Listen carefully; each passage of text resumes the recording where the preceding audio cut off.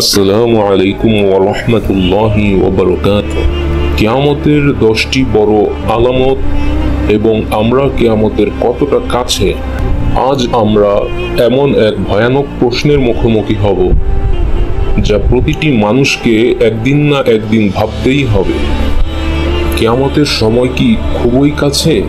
প্রশ্নটা শুধু অনুমান না, বরং রাসূলুল্লাহ সাল্লাল্লাহু আলাইহি ওয়াসাল্লাম আমাদের জন্য রেখে গেছেন 10টি স্পষ্ট আলামত, যেগুলোর পরপরই শুরু হবে মহাধ্বংস, আল কিয়ামাহ।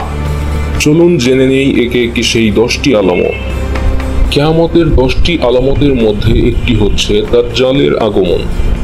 তিনি হবেন পৃথিবীর সবচেয়ে বড় ফিতনা। মদিনা ছাড়া সব শহরে প্রবেশ করবেন। তিনি নিজেকে ঈশ্বর দাবি করবেন। তার ডান চোখ থাকবে অন্ধ।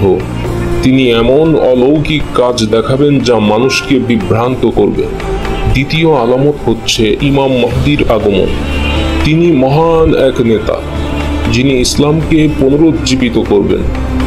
তার নেতৃত্বেই মুসলিমরা ঐক্যবদ্ধ হবে। তিনি যুদ্ধ করবেন দাজ্জালের বিরুদ্ধে। তৃতীয় আলামত হচ্ছে হযরত ঈসা আলাইহিস সালাতু ওয়াস সালামের আগমন। তিনি আকাশ থেকে অবতরণ করবেন এবং তিনি দাজ্জালকে হত্যা করবেন, ইসলামের প্রকৃত শাসন প্রতিষ্ঠা করবেন। চতুর্থ হচ্ছে ইয়াজুজ ও মাজুজ, আল্লাহর এক ভয়ঙ্কর সৃষ্টি। তাদের আগমন হবে ঈসা আলাইহিস সালাতু ওয়াস সালাম এর যুগে। তারা পৃথিবীতে ভয়াবহ ধ্বংস চালাবে। পঞ্চম আলামতটি হচ্ছে সূর্য পশ্চিম দিকে উঠবে। যেদিন সূর্য পশ্চিম দিক থেকে উঠবে সেদিন তাওবা আর কবুল হবে না। এটা হবে একেবারে শেষ মুহূর্তের ইঙ্গিত। ষষ্ঠ আলামতটি হচ্ছে দোখান, যার অর্থ হচ্ছে আকাশের ধোঁয়া। এক ভয়ঙ্কর ধোঁয়া পৃথিবীকে ঢেকে ফেলবে। মুমিনদের জন্য হবে সর্দির মতো, কিন্তু কাফেরদের জন্য হবে শাস্তি। সপ্তম আলামতটি হচ্ছে দাব্বাতুল আরদ। এটা এক বিশেষ প্রাণী। এই প্রাণী মানুষকে চিহ্নিত করবে কে মুমিন আর কে কাফের। মানুষ তখন আর লুকোতে পারবে না।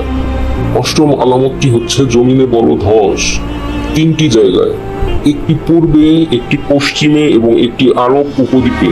এই ধস হবে ভয়ঙ্কর ধসের সূচনা। নবম আলামতটি হচ্ছে আগুন বের হবে ইয়েমেন থেকে। এক বিশাল আগুন মানুষের পেছনে পেছনে চলবে। তারা বাধ্য হয়ে এক স্থানে জড়ো হবে মহাসংঘাতের জন্য।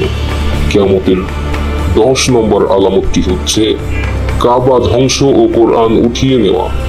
এক আফ্রিকান নেতা কাবা ধ্বংস করবে, তখন আর কোরআন থাকবে না, মানুষ শুধু নামধারী মুসলমান থাকবে।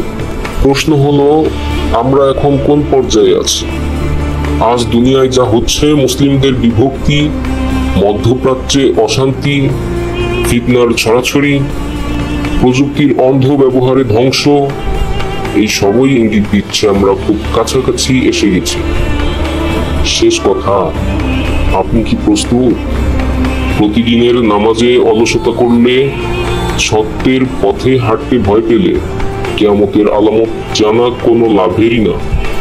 আজই তওবা করুন, নিজেকে পরিবর্তন করুন আর আপনার প্রিয়জনদের সাবধান করুন। আল্লাহ আমাদের সকলকে হেদায়েত দিন, কিয়ামতের ভয়াবহতা থেকে রক্ষা করুন। আমিন।